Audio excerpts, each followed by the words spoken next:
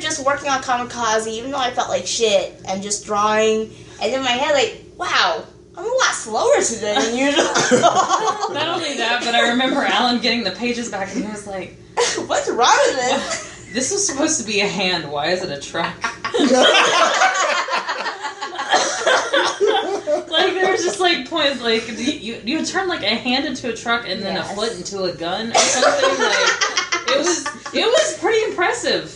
But Alan was just like, what is going on? Like, unless I'm just deathly sick, I'm just gonna go in at my scheduled time for Kamikaze. I've been doing that for 3 years. Yeah. So. I thought you was going to tell me that she threw the last fight because she had to get back on the deadline. No. So Kamikaze, she's like, I ain't got time to mess with this fool. Nah, I gotta go. She's too competitive. Yeah. She'd just be like, Wow. Yeah. But you got to do that. That's what you have to do. Yeah. Yep. Like, I think the most important part, and I tell this to every creative who comes up to us after our panels at conventions and stuff, like, oh, how do I make my comic? How do I do this? How do I write my story? Like, you gotta just force that chunk of time into your week to work on it. One of my favorite books is a book called Bird by Bird, and it's by That's a lot to read. I think it's Anne Lamott. I think it's Bird by Bird. For sure. Bird by Bird, yeah. And one of the things that she talks, it's about writing. But I feel like in a lot of cases it works for any creative field. And one of the things that always bothered me as an artist as I was working was I would start working and have all this passion and excitement about what I was working on, and then it would die because I would start feeling self-conscious. And she kept talking about how you can't do that. You have to allow yourself to get out that quote-unquote shitty first draft. And that is really where Kamikaze kind of came around. I was just like, we got to get out the shitty first draft. And it went through a lot of iterations, and it's still going through iterations now with the 3rd episode that I'm writing. And it's... that shitty first draft is so important, and it doesn't matter if it's awful. It's something. And then allow yourself to suck. Allow yourself to suck so you can get better. Just like Jake says, the first step to getting better at something is sucking at it. So I saw, just a couple of days ago, I saw the greatest description of writing a first draft. And I don't know who came up with it, and I wish I had come up with it. Writing the first draft is like shoveling sand into the box so that you can go back and make sandcastles out of it later. Right. All you need to do to begin with is fill the box with sand. That's a very good way to put it. Life. Yeah, that's profound. Damn it. I like that. Yeah, I think that that definitely describes it. And just allowing yourself to get out that crappy first draft is going to push you so much further than anything else. And it also builds your confidence to say, the second draft of the second script or the first draft of the second script that we're putting up now, it was so long. I think it was over 100 pages for what should have been a 30-minute script, which should have been 30 pages. And I was so angry at myself because I had let it blow up to this size, and then I realized, holy shit, I've written this much. That's right.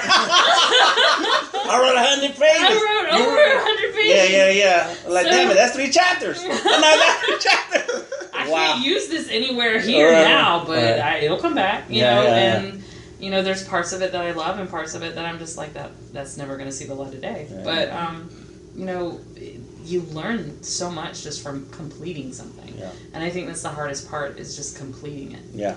So many people fall into the trap of they write one page or they draw one picture, and instead of going on to the next page, they go back and clean it up. I can make this first page better, or I can make this first paragraph better, or I can make this opening line better.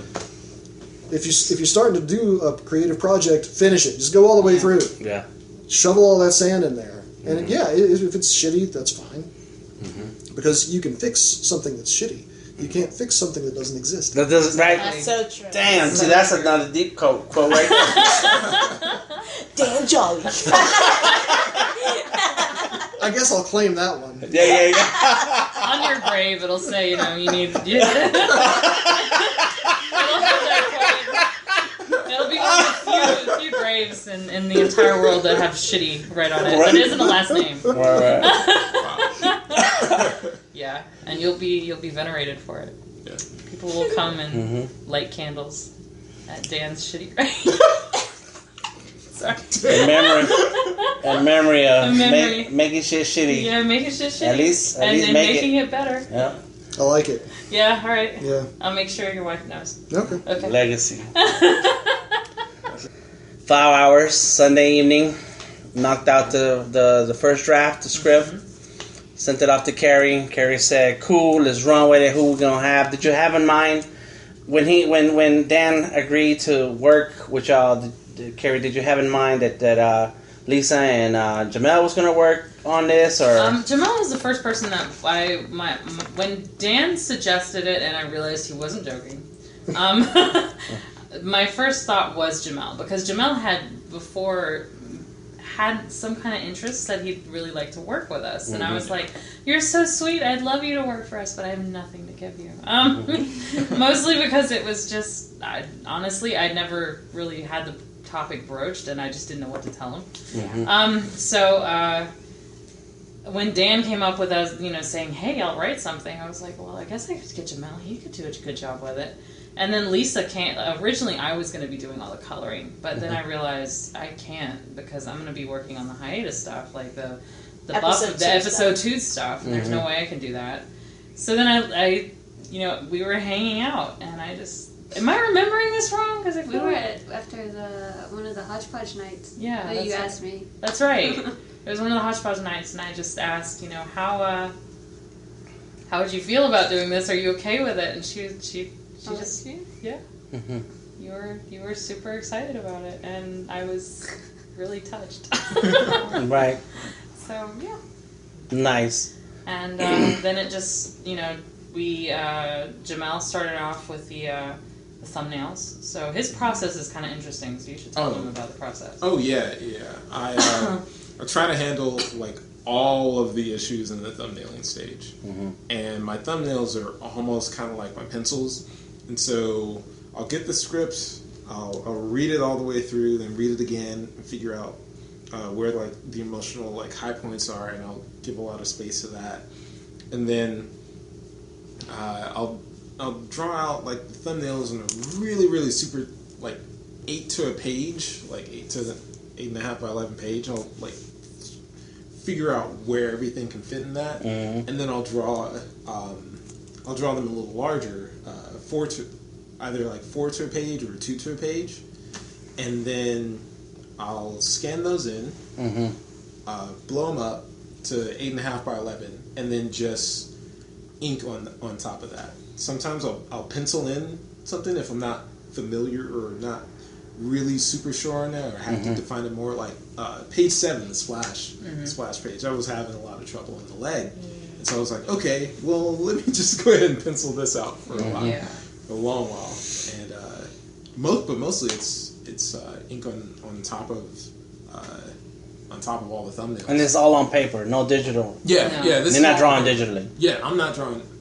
He comes over to our house with a brush and a little pot of ink. Not only does he not use pens, he uses a damn brush. And it's gorgeous. It is so gorgeous. What? For anybody who's wondering, I'll take a number 2 or number 1 natural sable hair brush, and then just go to town on that. It's Sharp brushes. Yeah. I think so. Every comic book inker I've ever met uses Sharp brushes. He does it old school. That's total control right there. Yeah. Massive control. Oh, it's amazing to see what he can do. And so, let me ask you, Jamel, have you worked on a comic book before? Yeah. Mostly at school, and then the extra projects in between semesters I'll do. For yourself, just knock them out for yourself. Yeah, for myself or for an anthology. I look for anthologies all the time to submit. Yeah. It's short, concise. I know I can do I know I can knock out 10 pages in a short amount of time. What's a short amount of time? Short amount 2 of days? time. Oh God, 2 weeks. I did once do a 10-page comic in about 2 weeks. Yeah. What about Generate? Generate? Oh yeah, 24 Does that pages. count? It kind of counts. I think it counts. Okay. Generate it's something that expanded from a 24-hour comic challenge. You do 24 pages in 24 hours. Right. Oh, man. I've done that twice in a row now, successfully, twice in a row. That was here in Atlanta? Yeah, that was in Atlanta. Because I did a 24-hour comic book challenge a couple years ago. Yeah. And I did a call for artists and everything. We made it to page 18 or something like that. Yeah. Before we were all crashed. All the coffee and Coke was not helping us out no more. We just crashing hard. Man, it's tough. It really is tough. But I was able to do it 2 times. Actually, that's where I learned to do my method of just inking on thumbnails. Was just doing the thumbnails, scanning them, because I didn't have a lot of time. I had to finish it by, was it 10 a.m.? Something like that. Yeah, something like that. And I both times I finished around 9 a.m. That's pretty amazing. After starting 10 the previous day. So you worked 12 hours straight or something? 24 hours straight. Oh, okay, yeah, right. Yeah, 24 hours straight. For the comic book thing. So, all right, so the process was Dan writes, Carrie and Alan, the team, review, adjust, Dan adjusts, and then it goes off to Jamel. Jamel thumbnails everything, and then inks it, and then Lisa comes in. How much experience do you have inking, Lisa? I mean, coloring. Pretty decent. Nothing like super professional. I guess the most pro thing I've done is I did something for Woman Anthology, colored something for one of my professors. Other than that, it was just here and there. How do you get designated the color? Is it where you're drawing? Do you draw regular stuff? You're a regular artist who draws. I typically draw, but She's it's just really watercolor. It's Her just stuff is amazing. I really just gravitate toward color. Yeah. So people, and it's really quick for me. It doesn't take too long typically. You can see the page. You can see the colors as you see the page.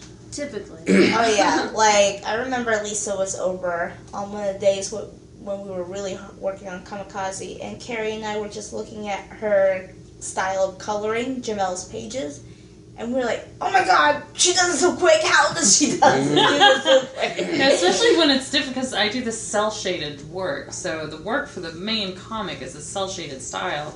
And then she comes in here with, like, a soft brush and just whips it out in, like, an hour. And I'm just like, man. Oh, yeah. She's like, very she's fast. so fast. Not only is she fast, it just turns out beautiful somehow. Yeah. So you work in watercolors when you were doing this. It was watercolors? No, that's all digital. I usually, when people approach me for their comics and want me, like, oh, yeah. Like, I've been approached to draw comics, but they typically can't, pay for my rate. Can't afford you. So I just say, okay, yeah, I'll color it, and they like that so much that they'll be like, yeah, you can color. So I do digital coloring. Mm-hmm. So, But in her personal work, she does more watercolor. Which is beautiful. watercolor. Wow. I have more illustrator background, focus on like cover type thing. Mm-hmm. Okay, very nice. And so she just does a great job. And then she brought in some of the effects work, really popping that stuff out. And I loved her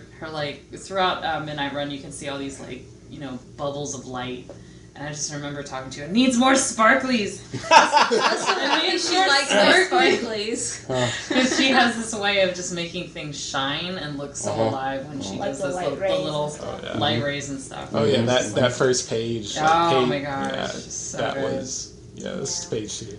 Yeah, I mean, Alan, Carrie, and I were very lucky to have such talented people volunteering to work on Midnight Run.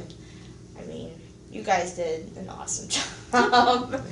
Yeah. So let me ask you, and you can say, no, we're not going to include this, or whatever. The business side of it. Mm-hmm. So obviously, Dan, you've been working professionally for a long time. So Was there any discussion of if and when there is money, or we have this much money to work with? We tried to have no that money? discussion, but they kind of turned. They just